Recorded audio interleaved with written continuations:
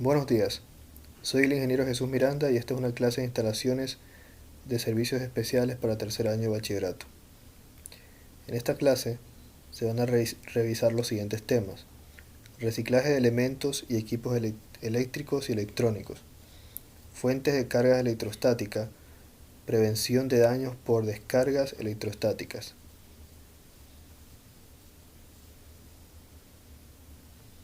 Reciclaje de elementos y equipos eléctricos y electrónicos. Los aparatos eléctricos y electrónicos han permitido mejorar considerablemente nuestra calidad de vida. Actualmente en la mayoría de los hogares hay un gran número de estos aparatos y cuando dejan de ser útiles porque se estropean o se cambian por modelos nuevos, se debe asegurar que su tratamiento como residuos sea el más respetuoso con el medio ambiente, ya que pueden convertirse en unos residuos muy contaminantes. La mayoría contienen sustancias como bromo, cadmio, fósforo o mercurio que pueden ser muy dañinos para la salud y el medio ambiente. Su correcto tratamiento permite además recuperar metales, plástico y vidrio para su reciclaje. Cada año, en los países desarrollados, se produce hasta 50 millones de toneladas de residuos electrónicos, el 75% de los cuales desaparece de los circuitos oficiales de reciclaje. Su destino habitual son vertederos africanos o asiáticos, donde contaminan el agua, la tierra y el aire y envenenan a miles de personas.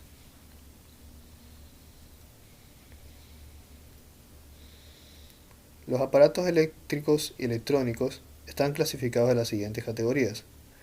Vamos a revisar más a fondo la clasificación de los aparatos eléctricos y electrónicos y cuál debería ser el procedimiento para poder reciclarlos según las normativas vigentes.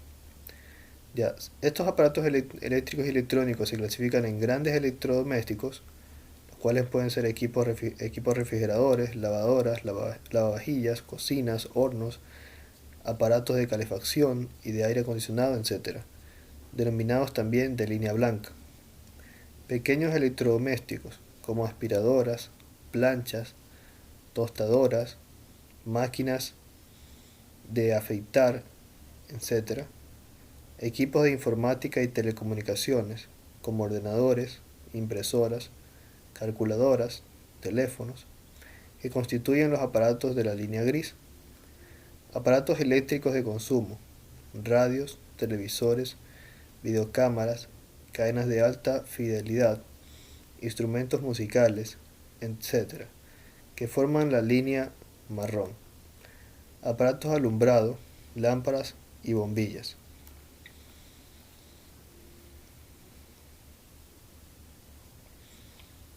Herramientas eléctricas y electrónicas, taladradoras, sierras, máquinas de coser, etc. Juguetes, trenes eléctricos, consolas portátiles, videojuegos, etc. Materiales médicos, aparatos de radioterapia, cardiología, diálisis, etc. Instrumentos de vigilancia y control, como reguladores de calefacción, detectores, etc. Máquinas expendedoras, bebidas, productos sólidos, cajeros, etc.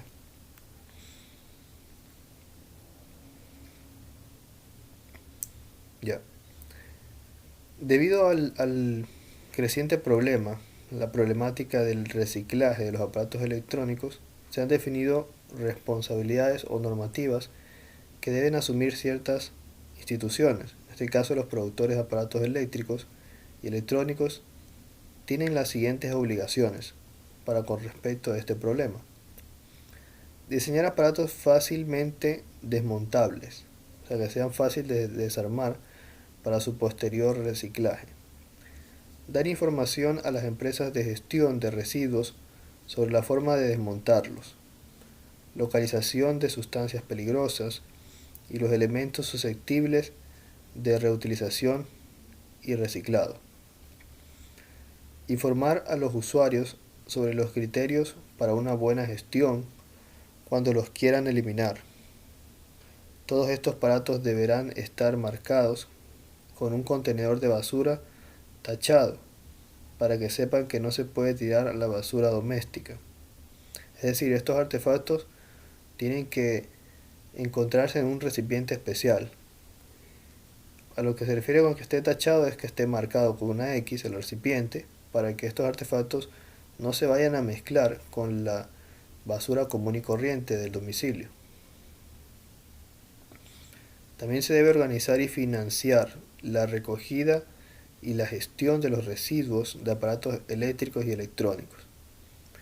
Ya aquí cabe recalcar que el reciclar este tipo de artefactos debe ser muy importante, debido a que, como ustedes saben, ya de por sí tener que reciclar plásticos, la basura común y corriente, representa un problema.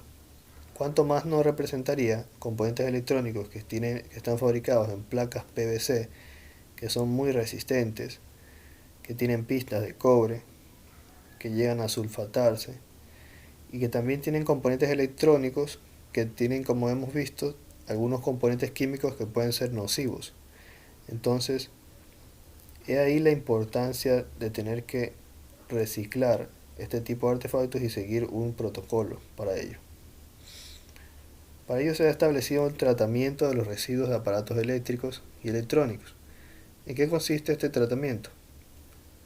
Bueno, los objetivos del tratamiento de los residuos de aparatos eléctricos y electrónicos debe ser reducir la cantidad de residuos y la peligrosidad de sus componentes, regular la gestión para mejorar la protección ambiental, fomentando su reutilización y su valoración.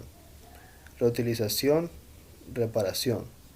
Siempre que sea posible, debe optarse por la reparación de los aparatos eléctricos y electrónicos. Cuando no lo sea, los equipos serán llevados a una planta de tratamiento para los procesos de descontaminación, desmontaje, reciclaje y valorización. El reciclado. En el proceso de reciclaje, los aparatos eléctricos y electrónicos se desmontan y se descontaminan las sustancias peligrosas en caso de que las contengan. El proceso implica la recuperación de materiales como plásticos, metales o vidrio para su posterior reciclado. Valorización energética. Se trata de buscar otros usos energéticos a los materiales de los aparatos eléctricos y electrónicos. Eliminación. Implica la eliminación de aparatos o de sus componentes cuando no pueden reutilizarse, reciclarse o usarse para la valorización energética. Es el último paso a seguir en el tratamiento de reducción de residuos. El proceso de reciclaje se realiza del siguiente modo: desmontaje y descontaminación. Las lámparas, baterías, cables y el resto de los componentes eléctricos son eliminados de los aparatos al comienzo del proceso de reciclaje. Cabe resaltar que sobre todo las baterías, cuando éstas no son separadas del equipo, estas empiezan a segregar una sustancia que procede a sulfatar los componentes eléctricos, a oxidar los metales, y son muy contaminantes. Lo que ocurre es que las baterías, con el paso del tiempo, segregan el ácido que contienen en su interior, el cual se utiliza para poder efectuar la reacción que genera la energía eléctrica, electroquímica. Pero cuando estas baterías ya se desgastan, ese ácido suele segregarse de estas. Y este ácido puede contaminar mucha cantidad de agua si es que llega a tener contacto con el océano. Listo. En la etapa de descontaminación, que se debe ser realizada por empresas gestoras de residuos peligrosos y puede ser posterior al desmontaje, se quitan todos los elementos peligrosos, como pueden ser, por ejemplo, aceites, componentes que tengan mercurio, amianto, plásticos, que contengan PBB o PBBE, sustancias radioactivas, pilas, tubos de rayos catódicos, condensadores con policloribifénilos, etc. Si no se pueden reutilizar o reciclar, se neutralizan para evitar la contaminación. La mayoría de los residuos de línea blanca contienen cadmio, plomo, derivados bromados, mercurio, cromo, hexavalente, baterías de plomo, salinas o alcalinas, entre otras, que son tóxicos para los seres humanos, animales y plantas y degradan al medio ambiente. Si bien estas sustancias están reguladas actualmente, hay que tener en cuenta que los aparatos antiguos, denominados históricos, tienen mayor proporción de los elementos peligrosos. Por ejemplo, si comparamos un televisor actual, bueno, ahora actualmente los televisores pantalla plana o LCD no contienen tanto estos contaminantes, pero en cambio los televisores de tubos rayos catódicos, que son los televisores de cajón, estos tienen, en el tubo de rayos catódicos interiormente tienen una gran cantidad de componentes, contienen un gas, contienen plomo, contienen algunos químicos que hacen posible que estos funcionen, contienen fósforo en la pantalla. Y bueno, por esa razón se debe poner mucha más atención a los dispositivos eléctricos electrónicos que son más antiguos. Trituración. Una vez se separan las partes peligrosas, el resto de los residuos se trituran y posteriormente se dividen en 4 apartados: metales de hierro, otros metales no férreos, vidrios y plásticos. Uso de los materiales reciclables. Los materiales aptos para el reciclaje, metales, plásticos y vidrio, se utilizan para nuevos productos, lo que da lugar a un doble ahorro energético y de materias primas. La proporción de cada uno de ellos dependerá del tipo de aparato del que se trate.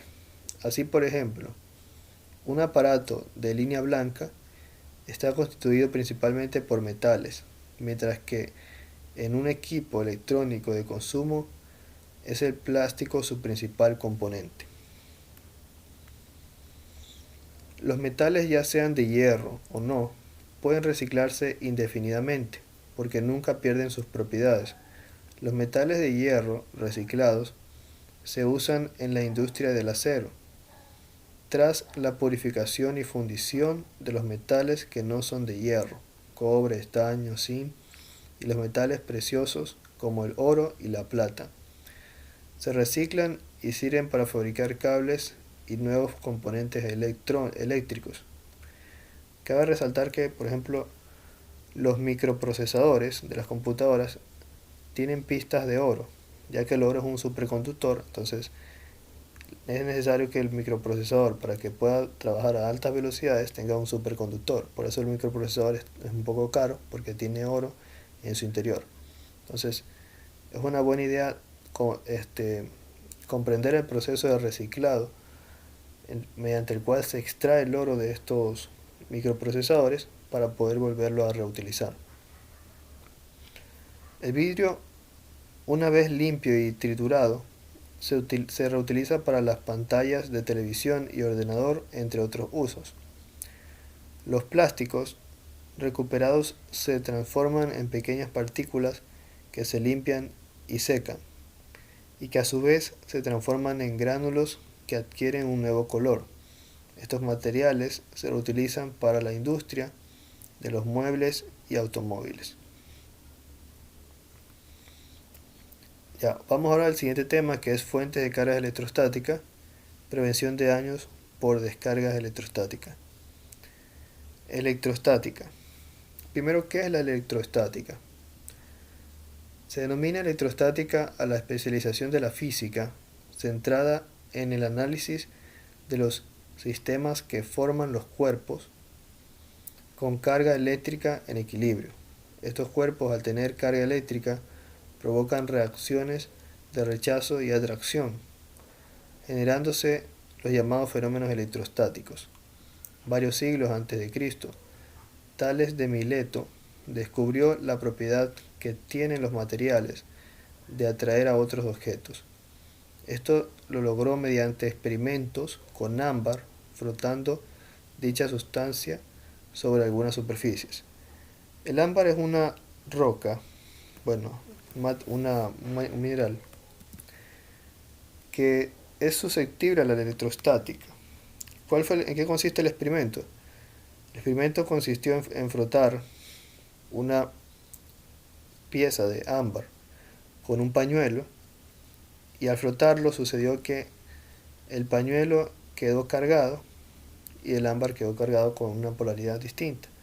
Al acercar el ámbar a, por ejemplo, piezas de papel, como se muestran aquí, estas se sentían atraídas. Ese es el fenómeno que permite evidenciar la electrostática. ¿Qué es lo que realmente pasa? Cuando un objeto es frotado, en este caso por la acción de la fricción, se arrancan electrones de un objeto y pasan al otro. De tal manera que al ceder electrones un objeto va a quedar polarizado positivamente y el otro al tomar electrones va a quedar polarizado negativamente. De tal manera que se va a producir un efecto de atracción, porque cuando un cuerpo está más cargado, positiva o negativamente, va a generar líneas de campo magnético, lo cual va a provocar la atracción de ciertos componentes o ciertos elementos. En este caso aquí se observa como una peinilla que ha sido varias veces frotada, ya sea con el cabello o con algún otro material. Esta puede ahora traer trocitos de papel, y eso consiste en la electrostática. Parece algo muy simple, muy inofensivo, pero la electrostática puede llegar a ser peligrosa en ciertos ambientes. Ya lo vamos a revisar. Bueno, vamos a analizar esta parte. Es lo mismo que ya había explicado. Cuando un objeto acumula cargas eléctricas, produce electricidad estática. Dicha acumulación puede generarse si dos materiales se frotan entre sí, ya que los electrones pasan de una superficie a otra por la diferencia de niveles energéticos. Los dos cuerpos quedarán cargados, uno con carga negativa y el otro con carga positiva. Con el contacto puede aparecer una descarga electrostática, una corriente eléctrica que circula de forma momentánea entre los objetos que tienen distinto potencial. Los fenómenos de la electrostática pueden ser aprovechados con algún beneficio, como sucede en el ámbito de la esferografía. En otros contextos, como en la electrónica, son consecuencias indeseadas que pueden generar diversas clases de daños. ¿Qué es la esferografía? La esferografía es un procedimiento mediante el cual se imprime en papel aprovechando la electrostática. Si han escuchado, por ejemplo, de la tinta toner es una tinta que es un polvo. Esta tinta, que es un polvo, es susceptible a los campos magnéticos y a la electrostática. Lo que ocurre es que en el rodillo de la impresora se aplica una carga electrostática de un cierto valor y la tinta toner tendrá otra carga. Entonces, cuando la impresora quiere imprimir una forma, se define esa forma con la carga electrostática y la tinta toner se va a ver atraída por la figura en el papel y se va a añadir, se va a adherir y de esa forma se va a imprimir, ¿sí? Y para poder descargar el papel se le aplica una luz especial o una lámpara desmagnetizadora.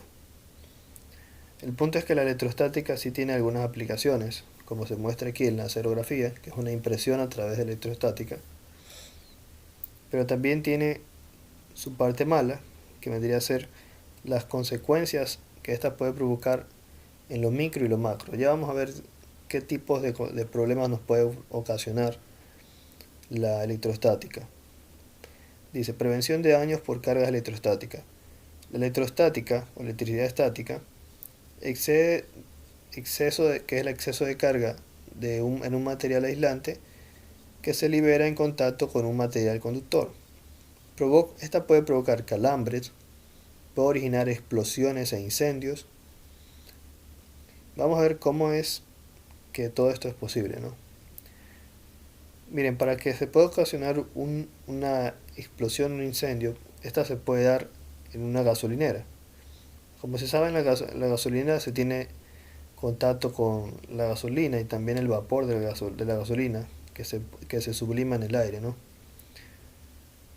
Entonces, digamos que una persona llegase por A o B motivo a adquirir gran carga electrostática, ya sea porque tuvo mucha fricción en el asiento del vehículo o por A o B motivo. El punto es que la persona pudo haber adquirido mucha carga estática por alguna acción.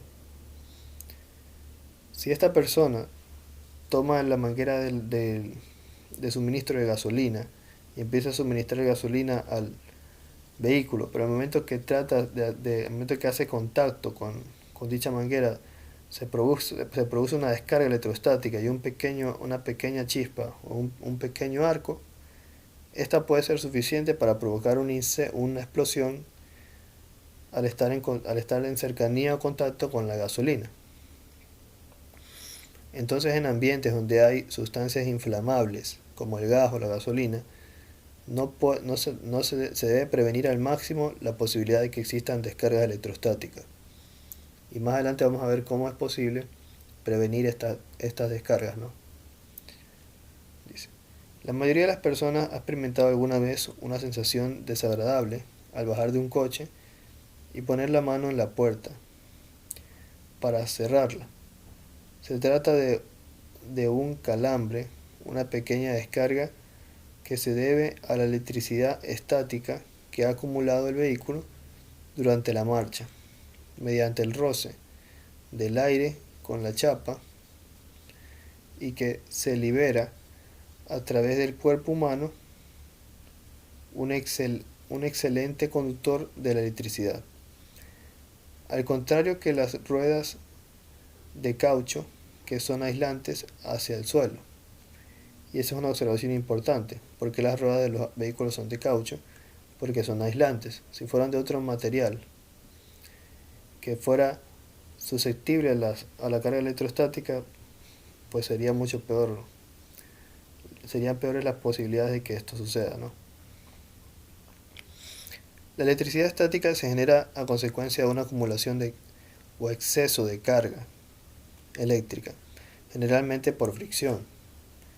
En un material aislante o en uno que pese a ser conductor de electricidad se encuentra aislado, como ocurre con el ejemplo del coche, cuyas ruedas impiden que pueda liberar la electricidad estática acumulada, y en el que queda atrapada hasta que consigue liberarse a través de una vía conductora, provocando entonces la chispa o descarga. Entre los materiales aislantes que tienen mayor capacidad para generar electricidad estática están el vidrio, el cabello de las personas, la lana, el aluminio, el nylon, el poliéster, el poliuretano, el teflón, el papel y los acrílicos. Y por supuesto cualquier objeto que esté elaborado con estos materiales: moqueta, césped artificial, alfombras, tapicerías, muebles, bolígrafos, prendas de vestir, etc. Aquí tenemos una imagen en la cual se muestra un pequeño componente electrónico que se encuentra dentro de una funda. Si alguna vez han comprado este tipo de componentes electrónicos, se darán cuenta que siempre los venden en el mismo tipo de funda. Esto se debe a que la funda es una funda antiestática, para poder proteger o salvaguardar el componente, ya que los componentes electrónicos de este tipo son muy susceptibles a dañarse debido a cargas electrostáticas, y por eso hay que tener mucho cuidado. Por eso se los vende y se los empaqueta en estas fundas antiestáticas. Riesgos de la electricidad estática para la salud. En nuestra vida cotidiana se producen numerosas situaciones en las que podemos observar los efectos de la electricidad estática o recibir ligeras descargas por su causa. Por ejemplo, podemos ver cómo se encrespa el cabello cuando lo cepillamos, o sufrir un calambre al tocar a otra persona o un objeto metálico. Después de caminar sobre una moqueta o ponernos prendas de ropa confeccionadas con nylon, lana o poliéster. Estas ligeras descargas son muy molestas, pero no peligrosas para la salud, salvo en determinadas circunstancias, como en el caso de las personas que llevan marcapasos. Sin embargo, en el entorno laboral, en actividades en las que se emplean sustancias que tienen propiedades inflamables o explosivas, la electricidad estática puede originar explosiones o incendios. Otros accidentes de trabajo que se pueden producir a consecuencia de la electricidad estática están relacionados con los movimientos reflejos involuntarios que pueden hacer los trabajadores al recibir una descarga. Por ejemplo, el afectado podría caerse si se encuentra realizando un trabajo en altura, o soltar repentinamente una carga, o cometer un error mientras maneja maquinaria. Además, la electricidad estática hace que se acumulen partículas de polvo en superficies con carga estática, y de esta forma se ensucian productos ya terminados y se obstruyen filtros, tamices, tuberías, etc., lo que supone perjuicios económicos para las empresas. Riesgos de la electricidad estática para sus equipos. Una descarga de electricidad estática puede causar una variedad de problemas a una computadora, desde destruir completamente los circuitos integrados de manera que el sistema ya no es utilizable, hasta hacer que la computadora se reinicie sin ningún daño adicional. Una descarga de electricidad estática puede dañar un chip de maneras que no son inmediatamente evidentes, pero puede hacer que poco a poco el chip falle con el tiempo. La mayoría de los chips de las computadoras son vulnerables incluso a pequeñas cantidades de voltaje. Ya. Esta parte es muy importante, ya que en el área técnica es importante a tener en consideración que al momento de, por ejemplo, así sea cambiar una memoria RAM para una computadora, se tiene que tener las medidas de prevención necesarias para no dañar tanto la memoria RAM como la computadora, ya que los componentes de la computadora son muy susceptibles a cargas electrostáticas. ¿Y cómo nosotros podemos prevenir esto? La forma de prevenir esto, una forma muy eficiente, es la siguiente: utilizando la pulsera antiestática. Es una pulsera que se coloca aquí en la muñeca y tiene un pequeño lagarto. Este lagarto se lo conecta al chasis de la computadora, ya que el chasis se conecta a tierra, es decir, se aterrizan todas las corrientes parásitas. De esta forma, al manipular los elementos de la tarjeta,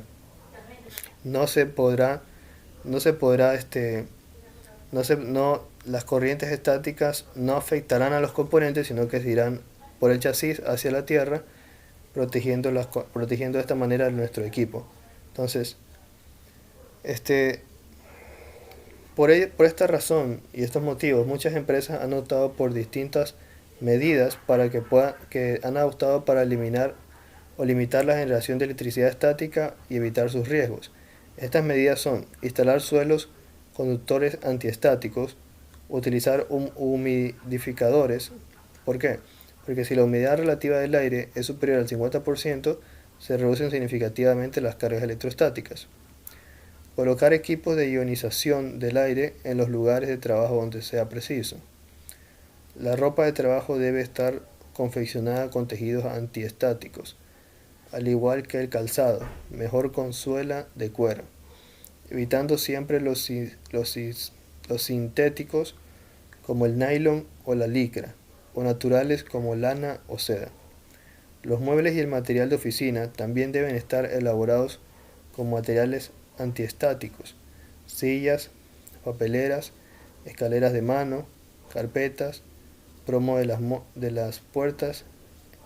pomos de las puertas, entre otros. Y bueno, también aplicar tratamientos antiestáticos a la superficie de las partes de los equipos de trabajo que están sometidos a fricción, cintas transportadoras, rodillos, filtros, entre otros. Al reposar gasolina, apagar el motor y las luces del coche y no utilizar el teléfono móvil. Existen productos antiestáticos, como aerosoles para eliminar la estática de la ropa, las pantallas de televisión y ordenadores, lo que evita que atraigan el polvo.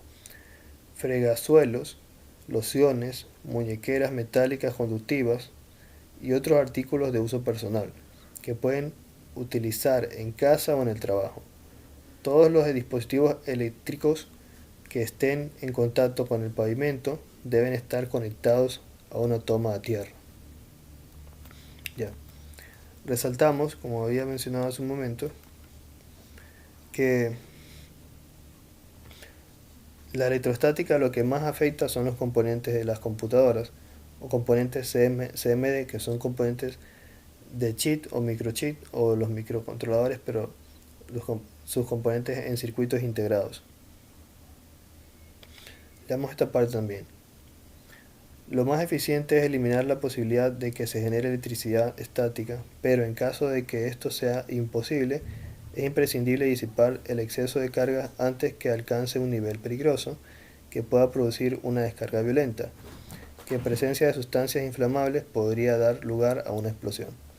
Bueno, entonces, como podemos resaltar, la electricidad estática, aunque parezca muy inofensiva, en ambientes peligrosos en los que se maneje sustancias inflamables o gasolina o gas, la electricidad estática podría llegar a provocar explosiones. Y también la electricidad estática de nuestros cuerpos podría dañar componentes como circuitos integrados, componentes CMOS, componentes como memorias RAM o componentes de la tarjeta de la mainboard de una computadora, si no se toman las medidas preventivas necesarias, como por ejemplo utilizar la muñequera antiestática. Muchas gracias.